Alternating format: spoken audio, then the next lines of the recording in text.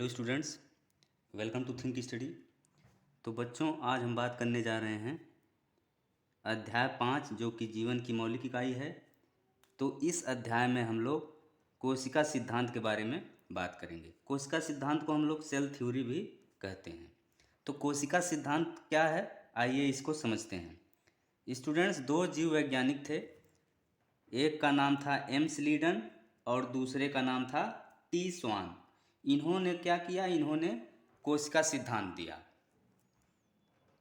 तो कोशिका सिद्धांत होता क्या है, इसको समझते हैं। कोशिका सिद्धांत के अनुसार सभी पौधे तथा जंतु कोशिकाओं से बने होते हैं। ये हो गया पहला पॉइंट जो इन्होंने दिया। दूसरा पॉइंट इन्होंने क्या दिया कि कोशिकाएं जो हैं जीवन की मूलभूत इकाई हैं। ये दूसरा पॉइंट हो गया। अब एक और वैज्ञानिक थे जिनका नाम था विर्चो। इन्होंने क्या किया, इन्होंने ये कहा कि सभी कोशिकाएं जो होती हैं वो पूर्व निर्मित कोशिकाओं से बनी होती हैं। यानी जो नई कोशिकाओं की उत्पत्ति होती है वो पहले से बनी हुई कोशिकाओं से ही होती है। तो ये तीसरा पॉइंट कोशिका सिद्धांत में ये किसने ऐड किया, विर्चो ने ऐड किया। यानी कोशिका सिद्धांत को विस्तार रूप विर्चो नामक वैज्ञानिक ने दिया। अब ये हो गई कोशिका सिद्धांत की बात। अब थोड़ा हम लोग समझते हैं कि कोशिका सिद्धांत का अपवाद क्या है। तो वायरस जो है ये कोशिका सिद्धांत का अपवाद है। वायरस कोशिका सिद्धांत का अपवाद क्यों है? क्योंकि जीव शरीर के बाहर वायरस जो होता है वो निर्जीव होता है। जैसे ही जीव शरीर में वायरस प्रवेश करता है तो ये जीवित हो उठता है। तो इसीलिए कोशिका सिद्धांत की परिभाषा पर वायरस सही नहीं बैठ रहा। ये हो गई अपवाद की बात। अब हम समझते हैं कि एक कोशिक जीव तथा बहुकोशिक जीव क्या होते हैं। तो आइए इसको समझते हैं। सबसे पहले यहाँ पे 3 कॉलम बना है। एक कोशिक जीव है और बहुकोशिक जीव है। इनके लक्षणों को हम एक एक करके समझेंगे। तो फर्स्ट लक्षण क्या है, कोशिका संख्या।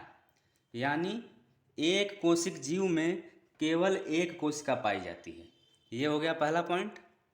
बहुकोशिक जीव में पहला पॉइंट क्या है कि कोशिका जो है एक से अधिक होती है। यानी कोशिकाओं की संख्या बहुकोशिक जीवों में एक से अधिक होती है। दूसरा लक्षण क्या है, कार्य। तो एक कोशिक जीव में सभी कार्य जो है केवल एक कोशिका करती है।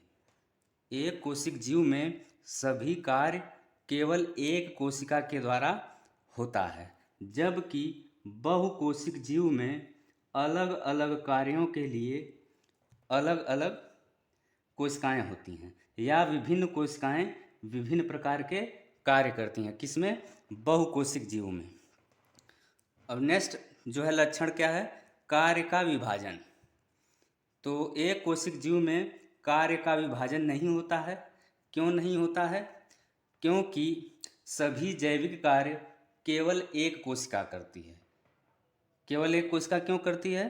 क्योंकि एक कोशिक जीव में केवल एक ही कोशिका होती है, जबकि बहुकोशिक जीव में कार्य का विभाजन होता है। कार्य का विभाजन बहुकोशिक जीव में क्यों होता है? क्योंकि बहुकोशिक जीव में एक से अधिक कोशिकाएं होती हैं और ये सभी कोशिकाएं जो होती हैं ये अलग अलग कार्यों के लिए विशेषीकृत होती हैं।